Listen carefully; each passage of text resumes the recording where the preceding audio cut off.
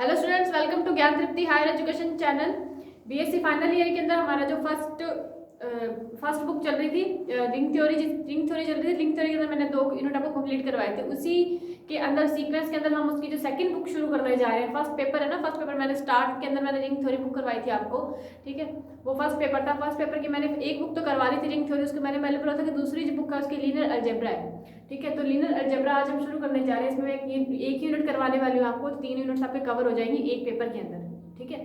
तो ring theory होगी। आज हम शुरू करने जा रहे हैं लीनियर अलजेब्रा।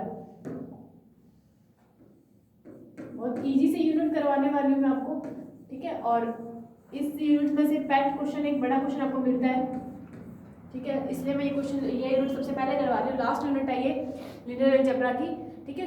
3 यूनिट्स पढ़ती है वैसे तो इसके अंदर 3 यूनिट्स में थर्ड यूनिट है ना, वो हमारी आज मैं शुरू करने वाली हूँ, ठीक है। उस जो यूनिट है उस यूनिट के अंदर 2 चैप्टर बनते हैं। एक तो है आइगन वैल्यू और आइगन वेक्टर, और दूसरा है डायगोनलाइजेशंस मतलब विकर्णन। तो सबसे पहले हम शुरू कर रहे हैं eigen value and eigen vector के बारे में, ठीक है। उसको मैं थोड़ा डीपली करवाऊंगी, फिर अपने डायगोनलाइजेशन का खत्म करके 3 यूनिट्स खत्म हो जाएंगी हमारी फर्स्ट पेपर की, ठीक है। तो सबसे पहले हम शुरू कर रहे हैं आइगन वैल्यूज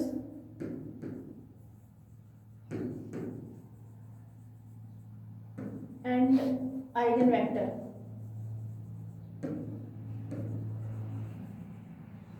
इसकी डेफिनेशन भी बहुत इंपॉर्टेंट है, डेफिनेशंस पूछी जाती है इनकी, आइगन वैल्यू और आइगन वेक्टर की।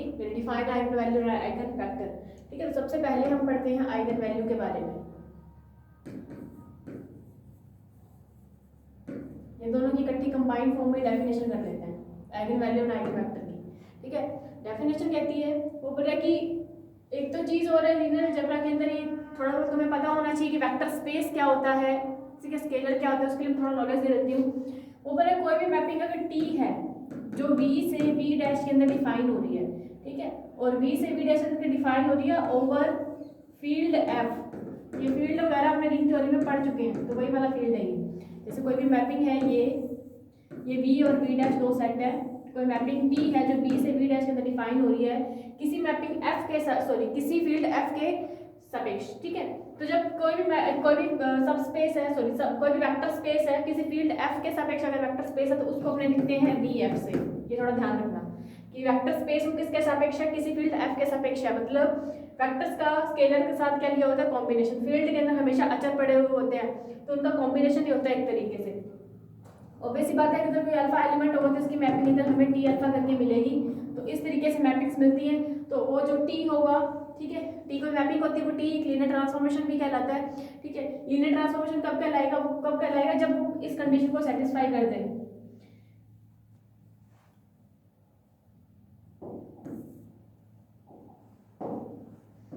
कंडीशन होती है T a alpha plus b beta is equals to a T alpha plus b T beta. ये कंडीशन होती है लीनियर ट्रांसफॉर्मेशन की, ठीक है। अगर ये टी इस कंडीशन को सेटिस्फाई कर देता है तो इस टी को अपने लीनियर ट्रांसफॉर्मेशन बोल देते हैं, ठीक है। और ये कंडीशन क्या होती है, अल्फा और बीटा तो ऑब्वियसली बात है बी से बिलोंग करेंगे, और ए और बी जो होते हैं यानी जो अल्फा और बीटा है वो तो बी से बिलोंग करते हैं, मतलब वेक्टर्स होते हैं, ठीक है। और जो ए एंड बी होते हैं वो स्केलर्स होते हैं, मतलब अचर होते हैं। तो अचरों का वेक्टर्स के साथ जो कॉम्बिनेशन है, कॉम्बिनेशन का मतलब मल्टीप्लाई करके गुणा करना, मल्टीप्लाई करके जोड़ना, यानी ए अल्फा प्लस बी बीटा। उसके ऊपर अगर हमने मैपिंग टी लगा देते हैं ये वाली, तो मैपिंग टी लगाने के बाद हमें ये रिजल्ट मिलता है। अगर मिल जाता है, प्रूफ होता है ये, तो इस टी मैपिंग को ही अपने लीनियर ट्रांसफॉर्मेशन बोल देते हैं। ये बेसिक सी चीज़ें आप इसके शुरू वाले चैप्टर्स करोगे तो क्लियर हो जाएंगी, तो कोई खास काम नहीं है, ठीक है। अब हम पढ़ते हैं आइगन वैल्यूज और आइगन वेक्टर के लिए। तो मैं बस आपको ये बताना चाहती थी कि वी एफ क्या होता है और एल टी क्या होता है, ये पता हो फिर हमने आइगन वैल्यू आइगन वेक्टर कर लेते हैं, ठीक है। तो आइगन वैल्यू क्या होती है, लेट डेफिनेशन कर रहे हैं।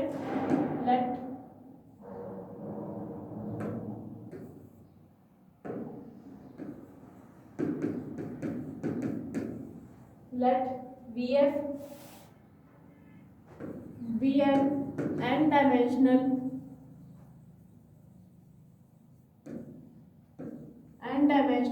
Vector space. n dimensional vector space का मतलब क्या है, उस वेक्टर स्पेस के आधार के अंदर कितने एलिमेंट पड़े हुए हैं, n एलिमेंट पड़े हुए हैं। डायमेंशन का मतलब होता है संख्या, उसकी वीमा मतलब उस वेक्टर स्पेस के अंदर कितने एलिमेंट पड़े हुए हैं उसकी वीमा मतलब वो होती है एन डायमेंशनल बोलता है। तो वो बोल रहा है कि आप सबसे पहले VF कोई वेक्टर स्पेस लो जिसका डायमेंशन क्या है, n है, मतलब उसमें कितने एलिमेंट है, n एलिमेंट्स हैं, and small t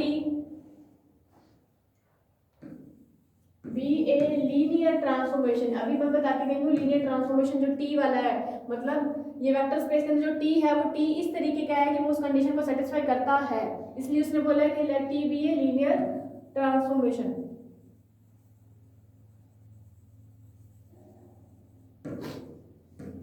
late t be a linear transformation, और मैपिंग किससे किस में जा रही है, b से b में ही जा रही है, such that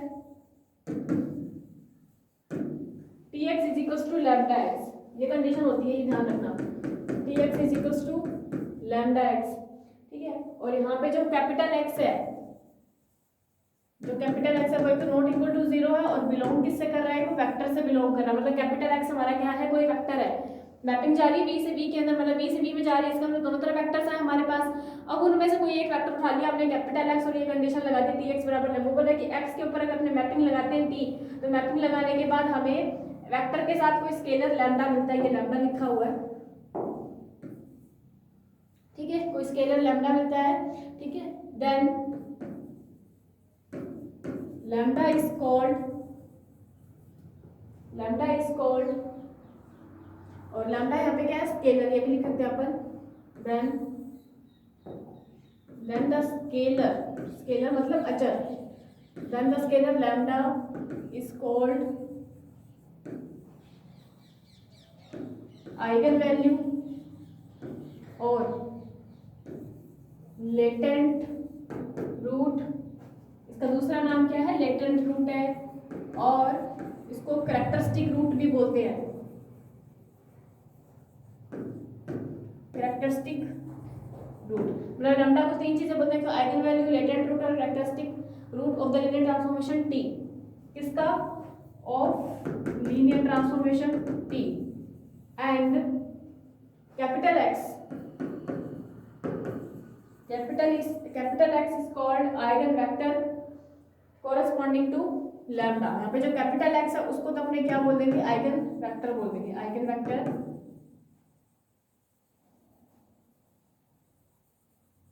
corresponding to lambda. मतलब जो लैम्डा है, लैम्डा को तो अपने आइगन वैल्यू बोलते हैं, और जो x है इसके अंदर ये, ठीक है, इसको बोलते हैं आइगन वेक्टर बोलते हैं, लैम्डा को आइगन वैल्यू बोलते हैं, ठीक है। जब भी हमें क्वेश्चन के अंदर आइगन वैल्यू पूछी जाती है तो हमें लैम्डा की वैल्यू निकालनी होती है, और आइगन वेक्टर के लिए हमें कैपिटल X निकालने होते हैं, ठीक है। तो ये डेफिनेशन एज इट इज आपको पूछी जाती है एग्जाम्स में कि डिफाइन आइगन वैल्यू और आइगन वेक्टर दोनों साथ में ही पूछी जाती है, अलग अलग पूछी जाती है, तो हमें ये डिफाइन करके बताना होता है, एज इट इज ही करना है। अब कुछ एक डेफिनेशंस और जिनके बारे में आपको नॉलेज होना चाहिए, फिर अपने इसके क्वेश्चंस पे चलते हैं किस तरीके से फाइंड किया जाता है इनको, ठीक है। डेफिनेशन है कैरेक्टरिस्टिक वैल्यू प्रॉब्लम। पहली डेफिनेशन है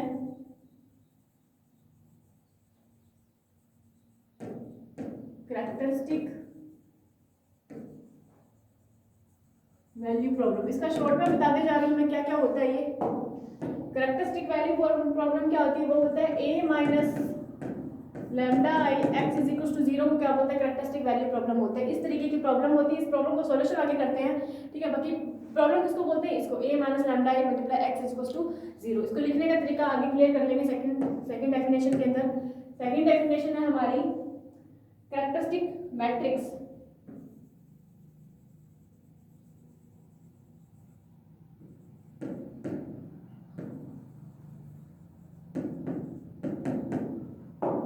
कैरेक्टरिस्टिक मैट्रिक्स क्या होती है,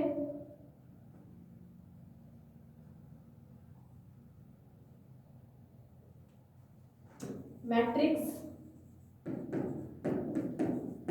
a minus lambda I of a square matrix a is equal to aij of n cross n is called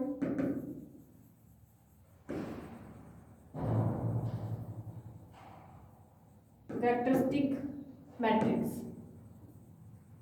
मतलब ये जो a माइनस लैम्डा आई है इसी को क्या बोलते हैं कैरेक्टरिस्टिक। अगर a कोई स्क्वायर मैट्रिक्स गिवन है, एक चीज और, ये चीजें हमेशा स्क्वायर मैट्रिक्स की ही निकलती है। अगर एक स्क्वायर मैट्रिक्स है तभी अपने उसका a minus lambda I find कर सकते हैं। तो हमेशा डेफिनेशन के अंदर a को हमेशा एक स्क्वायर मैट्रिक्स मान के चलना है। तो a माइनस लैम्डा आई हमारा स्क्वायर मैट्रिक्स हो जाता है। जैसे एक एग्जांपल है, वो बोल रहा है कि अगर a आपके पास गिवन है 1 2 3 एंड 4, ये गिवन है, तो इसका मेरे को कैरेक्टरिस्टिक मैट्रिक्स फाइंड करनी है। तो a minus lambda I find करना है। तो a माइनस लैम्डा आई कैसे फाइंड होगा, इनकी विकर्ण वाले एवं में से लैम्डा माइनस करते हैं, बाकी 3 और 2 एज इट इज रहते हैं। ये विकर्ण का वे तो 1 minus lambda and 4 minus lambda, ये माइनस कर दिया, ये कैरेक्टरिस्टिक मैट्रिक्स है। ठीक है, ये हो गया। अब सेकंड थर्ड डेफिनेशन देखते हैं इसकी।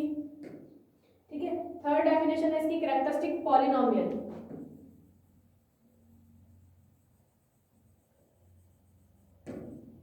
Characteristic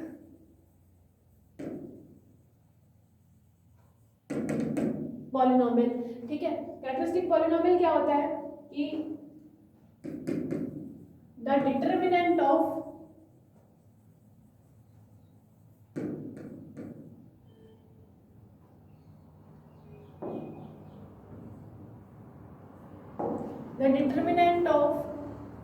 characteristic matrix A minus lambda I,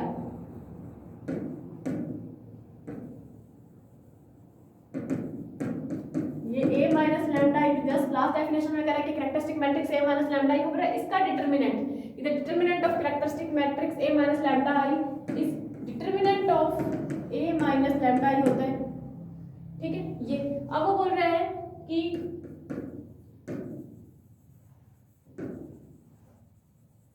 the polynomial of determinant of A minus lambda I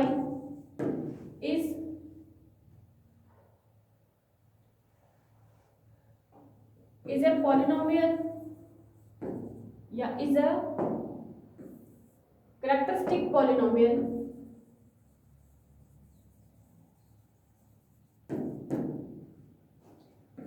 is a characteristic polynomial of degree n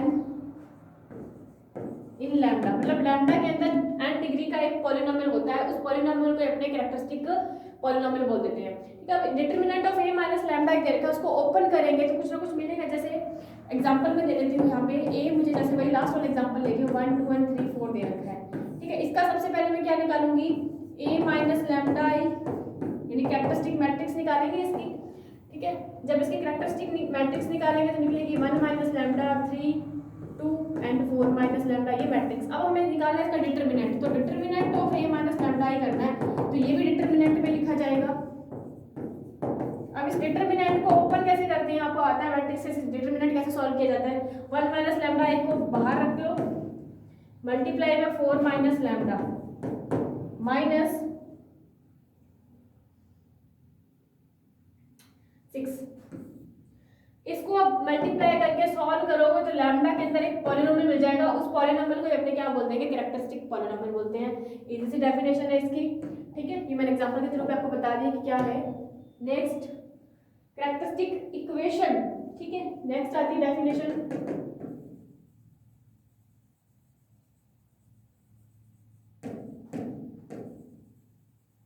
characteristic equation. Characteristic equation में भी कुछ नहीं है।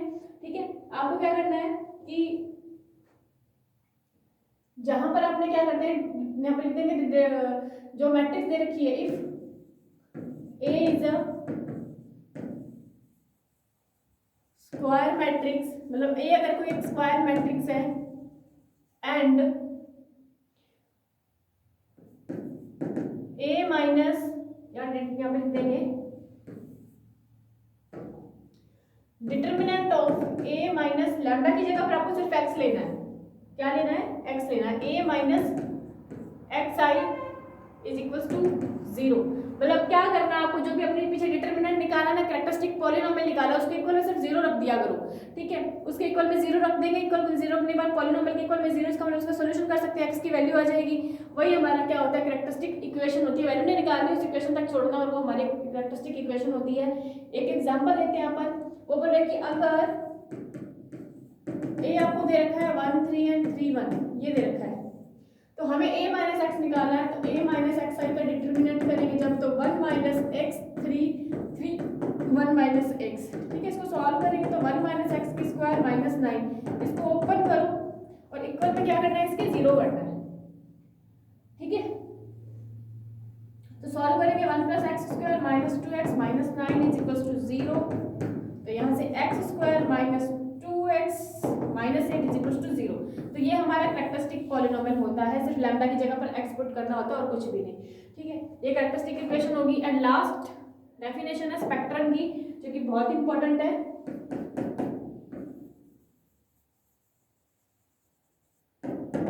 एक चीज और, जब इक्वल में 0 पड़ा यहाँ तक तो कैरेक्टरिस्टिक पॉलिनोमियल है, ठीक है। कैरेक्टरिस्टिक पॉलिनोमियल, जब इस पॉलिनोमियल को आप सॉल्व करेंगे तो ऑब्वियस सी बात है किसी भी रूल से अपने इसको सॉल्व करके एक्स की वैल्यू निकाल लेंगे। तो हम लिख देंगे इसी के आगे है the roots of this polynomial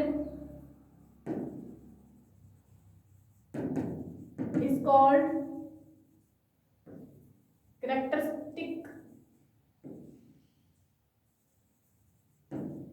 roots. मतलब इसके जो रूट्स निकलेंगे, एक्स की वैल्यूज निकलेगी, वही हमारे क्या कहलाते हैं, कैरेक्टरिस्टिक रूट्स कहलाते हैं। तो अब स्पेक्ट्रम की बात आती है, वो बोल रहा है कि सारे के सारे कैरेक्टरिस्टिक रूट्स का जो सेट है वही हमारा स्पेक्ट्रम होता है। यहाँ पे लिख देंगे द सेट ऑफ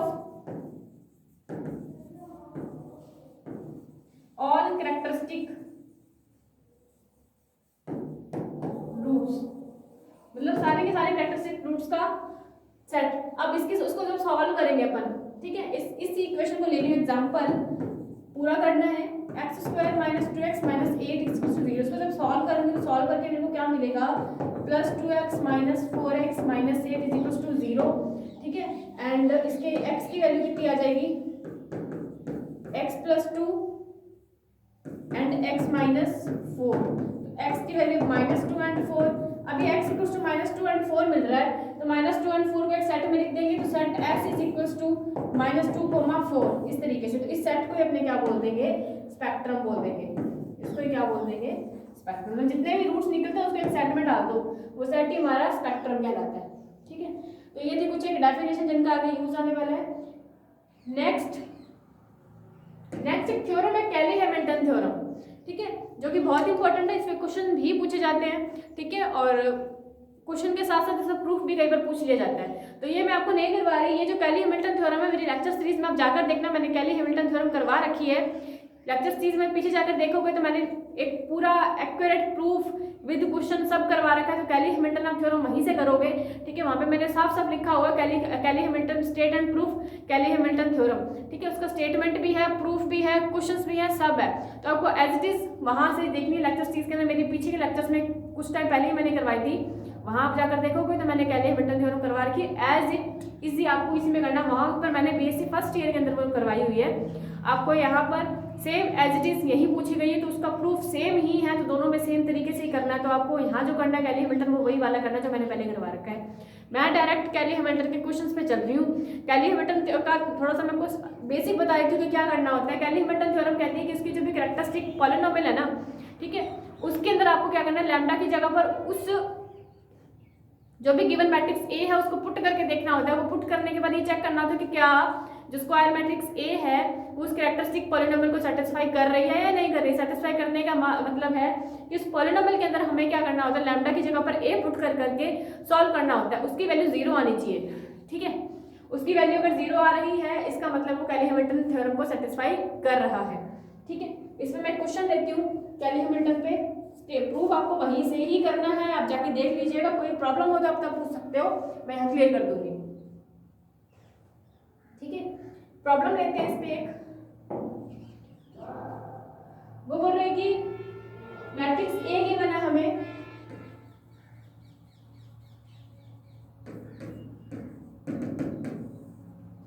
एक मैट्रिक्स गिवन है 0 1 एंड 2 1 0 -1 एंड 2 -1 एंड 0, ठीक है। ये देखो, अब वो बोल रहा है कि इसका आप क्या करो, कैरेक्टरिस्टिक इक्वेशन फाइंड करनी है और उसके बाद ये प्रूफ करना है कि वो ए के द्वारा सेटिस्फाई होती है। पहले क्या फाइंड करने हैं अपने को, find characteristic equation and prove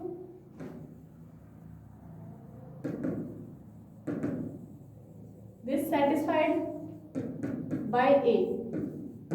इस ए के द्वारा वो कैरेक्टरिस्टिक इक्वेशन हमें सेटिस्फाइड होनी चाहिए। और ये एक तरीके से स्टेटमेंट ही है कैली हैमिल्टन का। वो बोल रहा है कि कोई भी कैरेक्टरिस्टिक इक्वेशन है वो जो गिवन मैट्रिक्स ए है उसके द्वारा सेटिस्फाइड होनी चाहिए, मतलब उसकी वैल्यू 0 आनी चाहिए। अगर आती है तो वो कैली हैमिल्टन थ्योरम को सेटिस्फाइड करता है, या कई बार ऐसे भी लिखा हुआ आ सकता है। इसका मतलब ये कैली हैमिल्टन थ्योरम भी है। ठीक है, तो अब इसको सॉल्व करते हैं। सबसे पहले हमें कैरेक्टरिस्टिक इक्वेशन फाइंड करनी है। तो कैरेक्टरिस्टिक इक्वेशन फाइंड करने के लिए हम क्या करते हैं, determinant of A minus lambda is equals to 0 रखते हैं। ठीक है, ये कैरेक्टरिस्टिक इक्वेशन होती है। तो यहाँ पे कर देंगे माइनस का लैम्डा कर दो। लैम्डा मैंने बोला आपको सिर्फ विकर्ण के अवयवों में से माइनस करना होता है। तो यहाँ पे 0 minus lambda 1 2 1 0 minus lambda -1 2 -1 and 0 minus lambda is equals to 0। ठीक है, इसको सॉल्व करेंगे तो माइनस का lambda 1 and 2 1 minus lambda and -1 2 -1 and minus lambda is equals to 0। ठीक है, इसको सॉल्व करते हैं। माइनस लैम्डा बाहर लेकर के लैम्डा स्क्वायर -1 आ जाएगा। ठीक है, -1 माइनस लैम्डा +2 -1 +2 लैम्डा। अब इसको सॉल्व कर लेंगे। ये माइनस लैम्डा की cube plus lambda -2 + 4 lambda is equals to 0। Minus lambda की cube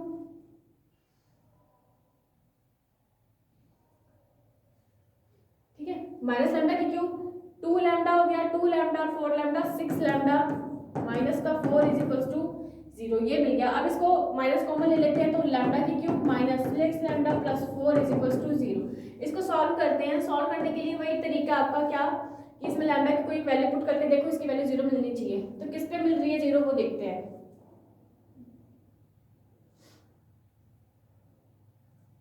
lambda is equals to 2 पे मिल रही है ये। ठीक है, पहले बात तो लैम्डा की वैल्यू निकालनी नहीं है हमें कैरेक्टरिस्टिक इक्वेशन फाइंड करनी थी। तो हमारे पास कैरेक्टरिस्टिक इक्वेशन आ चुकी है। अब हमें ये प्रूव करना है कि क्या ये ए के द्वारा सेटिस्फाइड होती है। तो हम क्या करना है, इसका वेरिफिकेशन करना है।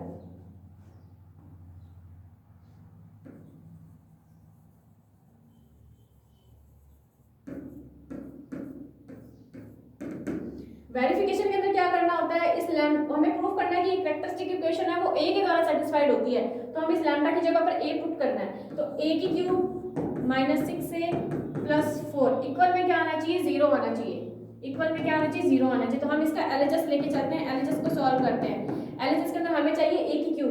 ए की क्यूब के लिए हमें एक एक करके ए को मल्टीप्लाई करते जाना। सबसे पहले a² फाइंड होगा। a² फाइंड होगा तो a हमें कितना गिवन है, 0 1 and 2 1 0 -1 एंड 2 -1 एंड 0 ये गिवन है। ठीक है, इसका वापस से a से मल्टीप्लाई करेंगे 0 1 2 1 0 -1 2 -1 0 ये है। जब इसका मल्टीप्लाई कर देंगे तो आपको देखो क्या मिलता है। मैं डायरेक्ट लिख रही हूँ, मल्टीप्लाई करके देख लेना। हमें मिल रहा है 5 -2 -1 एंड -2 2 2 एंड -1 2 एंड 5 ये मिल रहा है। इसी तरीके से अब a² को वापस से a से मल्टीप्लाई कर देंगे तो क्या मिल जाएगा, a की क्यूब मिल जाएगा। आप मल्टीप्लाई करके देख लेना, मैं डायरेक्ट लिख रही हूँ। a की क्यूब हमें मिल जाएगा -4 6 एंड 12 6 -4 एंड 6 माइनस का एंड 12 -6 एंड -4 ये मिल गया।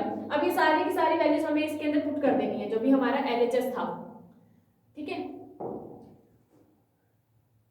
सो एलएचएस कितना है, a की क्यूब हमारे पास कितना निकला हुआ है, ये -4 6 एंड 12 6 -4 एंड -6 12 -6 एंड -4 -6a है 0 1 एंड 2 1 0 -1 2 -1 एंड 0 प्लस 4। अब 4 सिंगल नहीं हो सकता है, इसके साथ 4 i होता है। i मतलब इकाई मैट्रिक्स। तो 1 0 0 0 1 0 एंड 0 0 1 सॉरी इक्वल में 0 प्रूव करना है। ठीक है, अब इसको सॉल्व कर लो, इजीली हो रहा है। देखो ये तो 0 हो जाएगा, +4 -4 +4 0। इसी तरीके से 6 - 6 0 0 + 0 0 हो जाएगा। 12 - 12 0 0 + 0 0 हो जाएगा। यहाँ पे 6 - 6 0 0 + 0 0 हो जाएगा। यहाँ से भी ये 0 और वो भी 0, सारे 0 0 0 आ जाएंगे। और इस 0 को अपने क्या बोल देंगे, दिस 0 शो करता है 0 वेक्टर से। ठीक है, तो ये हमारे 0 वेक्टर वो इक्वल में इसके क्या चाहिए था, हमें 0 वेक्टर आना चाहिए था। इसका मतलब क्या है, ये बराबर में RHS है। ये हमारा वेरिफिकेशन है। इसका मतलब जो कैरेक्टरिस्टिक पॉलिनोमियल है इस मैट्रिक्स का, वो मैट्रिक्स का पॉलिनोमियल उसकी खुद की मैट्रिक्स यानी A के द्वारा ही क्या होता है, सेटिस्फाई होता है। ये इसका वेरिफिकेशन है कैली हैमिल्टन थ्योरम का। तो होप आपको समझ में आया होगा किस तरीके से इसको कैली हैमिल्टन थ्योरम को सॉल्व किया जाता है। एक चीज और है कैली हैमिल्टन के अंदर, एक तो इसका वेरिफिकेशन पूछा है, दूसरा इसका A इनवर्स फाइंड करना पूछा है। तो A इनवर्स आप बच्चे कर चुके होंगे, 12th बेस का ही टॉपिक है कि A इनवर्स फाइंड करो। तो A इनवर्स फाइंड करने का इजी सा फॉर्मूला होता है हमारे पास, एडजॉइंट ऑफ A अपॉन में डिटरमिनेंट ऑफ A। ये फॉर्मूला अप्लाई करते आ रहे हैं। इसी फॉर्मूला से आप इजीली इसका फाइंड कर सकते हो, A इनवर्स किस तरीके से फाइंड किया जाता है। ये पूछा जाता है कई बार, तो आप इजीली आप कर सकते हो। A अगर आपको गिवन है फिर तो एडजॉइंट ऑफ A भी आपको निकालना आता होगा। डिटरमिनेंट तुमको पता ही है किस तरीके से किसी एक एलिमेंट को बाहर कर मल्टीप्लाई करके करना होता है, तो इजीली हो जाता है अगर पूछा जाता है तो, वरना वेरिफिकेशन ही पूछा जाता है ये। ठीक है, तो ये क्लियर। तो ये हो गया हमारे कैली हैमिल्टन थ्योरम का। थ्योरम का जो प्रूफ है वो वैसे जरूर देख लिए क्योंकि पूछा जाता है उसमें, तो इसलिए इंपॉर्टेंट है। ठीक है, तो ये हमारा कैली हैमिल्टन थ्योरम पे जो टॉपिक था वो कंप्लीट हो चुका है। अब आते हैं इसकी कुछ प्रॉपर्टीज में से भी क्वेश्चन हमेशा पूछा ही जाता है, तो प्रॉपर्टीज बहुत इंपॉर्टेंट है इसकी। ठीक है, सबसे पहले देखते हैं प्रॉपर्टीज। कुछ एक प्रॉपर्टीज जो मोस्ट इंपॉर्टेंट है हम उसके ऊपर डिस्कस करने वाले हैं। सबसे पहले इसकी फर्स्ट प्रॉपर्टी है, फर्स्ट प्रॉपर्टी बोलती है कि 0 is an eigen value of t।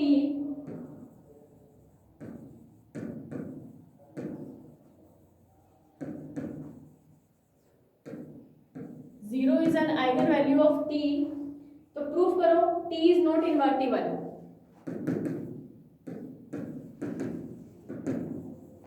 t is not invertible. Invertible को क्या बोलते हैं, प्रतिलोमी। प्रतिलोमी बोलते हैं। ठीक है, अब इसके लिए इनवर्टिबल के लिए एक छोटी सी जो बेसिक सा इसका टॉपिक है, ये नोट लिख लो। ठीक है, वो नोट आपको इंपॉर्टेंट है। नोट क्या है इसके अंदर, प्रूफ करने से पहले इस प्रॉपर्टी को, नोट है कि अगर t प्रतिलोमी नहीं है, ठीक है, अगर t प्रतिलोमी नहीं है इसका मतलब क्या है कि वो t क्या है, अव्युत्क्रमणीय है। अव्युत्क्रमणीय है। अव्युत्क्रमणीय मतलब का क्या है, सिंगुलर है। ठीक है, वही अगर t प्रतिलोमी, यहां से लिख सकते हैं t का प्रतिलोमी विद्यमान नहीं है या t का प्रतिलोमी विद्यमान है, ऐसे भी लिख सकते हैं।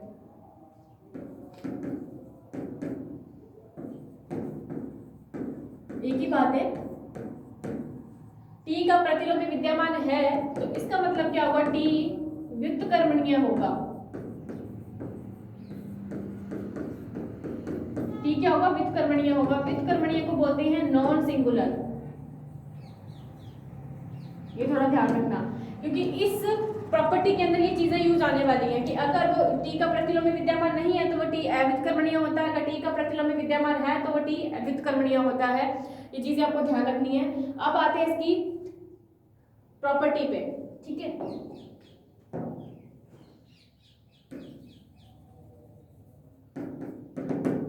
प्रॉपर्टी में सबसे पहले हमें दोनों तरीके से प्रूफ करना है। हमें सबसे पहले लेके चलना है कि 0 is an eigen value of t and proof करना है कि t इज नॉट इनवर्टिबल।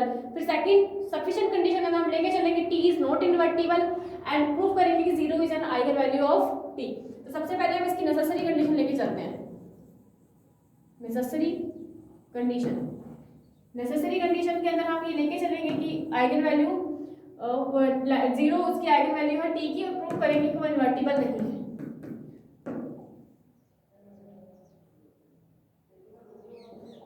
ठीक है, सबसे पहले हम ले लेते हैं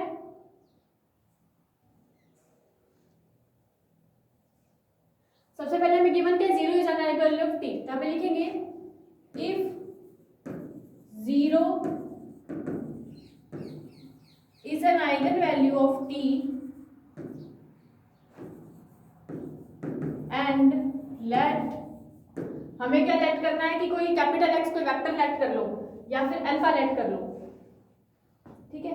late alpha belongs to V, मतलब there exist alpha belongs to V, मतलब वहां पे कोई एक वेक्टर बिलोंग कर रहा है अल्फा, ठीक है, वी से, और जीरो क्या है उसकी आइगन वैल्यू, और आइगन वैल्यू आपको पता है क्या होती है, लैम्डा होती है। मैं भी जस्ट डेफिनेशन में करवा के गई कि लैम्डा को क्या बोलते हैं, आइगन वैल्यू बोलते हैं, और लैम्डा की वैल्यू क्या है, जीरो, बोला zero is eigen value of T, इसका मतलब लैम्डा की वैल्यू क्या है, जीरो। तो रिलेशन हमारे पास क्या होता है, अगर अल्फा वेक्टर अगर एक्स वेक्टर होता तो कंडीशन होती है टी एक्स बराबर लैम्डा एक्स, अगर अल्फा वेक्टर है तो T alpha is equal to lambda alpha होगी। अब लैम्डा की वैल्यू हमारे पास क्या है, जीरो है, ठीक है, लैम्डा की वैल्यू जीरो है, तो यहां से टी अल्फा बराबर zero dot alpha, T alpha बराबर जीरो डॉट अल्फा, ठीक है। यहां से फिर क्या आ जाएगा, टी अल्फा की वैल्यू जीरो आ जाएगी।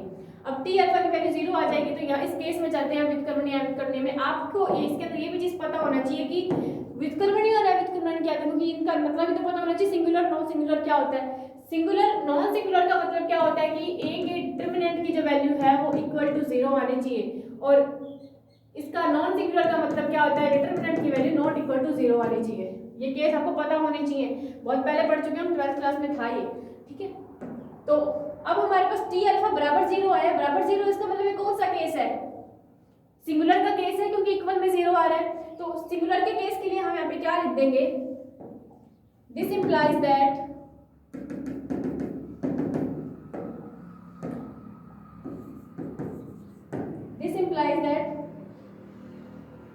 टी इज सिंगुलर, सिंगुलर मतलब अव्युत्क्रमणीय।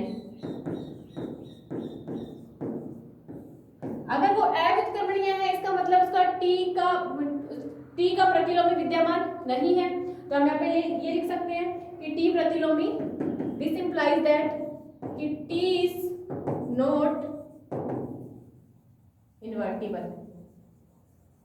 ये हमें प्रूफ करना था कि लैम्डा जीरो लेके चलो प्रूफ करो कि टी इज नॉट इनवर्टिबल, तो हमने कर दिया प्रूफ। अब हम चलते हैं इसकी सफिशिएंट कंडीशन के अंदर, ये तो इसकी फर्स्ट कंडीशन थी, ठीक है। अब चलते हैं इसकी सेकंड कंडीशन के अंदर, सफिशिएंट कंडीशन।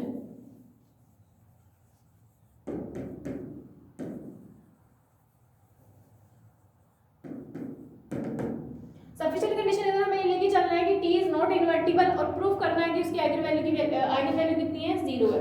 तो हमें क्या करना है, पहले लेके चलेंगे टी इज नॉट इनवर्टिबल, लिखेंगे when T is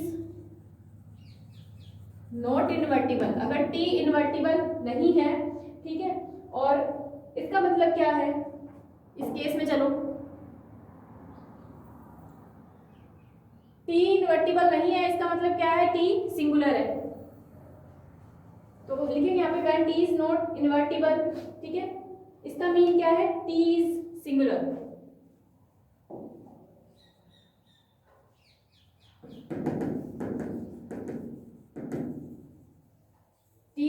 singular, singular मतलब वही अव्युत्क्रमणीय है, क्योंकि अगर टी नॉट इनवर्टिबल है तो वो क्या है, सिंगुलर होगा, ठीक है। तो इसका मतलब क्या है, अगर वो सिंगुलर है तो इसका मतलब क्या है कि there exist alpha belongs to V, मतलब वहां पर वो एक अल्फा वेक्टर इस तरीके का एक्सिस्ट करेगा such that T alpha is equal to zero, क्योंकि सिंगुलर की कंडीशन क्या होती है, टी अल्फा बराबर जीरो होती है, सिंगुलर है ना, तो बराबर में जीरो होना चाहिए, तो बराबर में जीरो है, तो बराबर में जीरो ले लिया। इसको मैं क्या लिख सकती हूँ, इसको मैं लिख सकती हूँ जीरो डॉट अल्फा, ठीक है। और हमारे पास जो कैरेक्टरिस्टिक मैट्रिक्स होती है वो क्या होती है, T x is equal to lambda x, x नहीं ले रहे अल्फा ले रहे हैं, T alpha is equal to lambda alpha, ये होती है, ठीक है। अब हम क्या करते हैं, इसका कंपेयर कर देते हैं। जब इसका कंपेयर करेंगे तो हमारे पास लैम्डा की वैल्यू कितनी आ जाएगी, जीरो। यहाँ पे हमारे पास लैम्डा की वैल्यू जीरो, इसका मतलब क्या है, लैम्डा क्या होता है, आइगन वैल्यू, इसका मतलब है कि आइगन वैल्यू ऑफ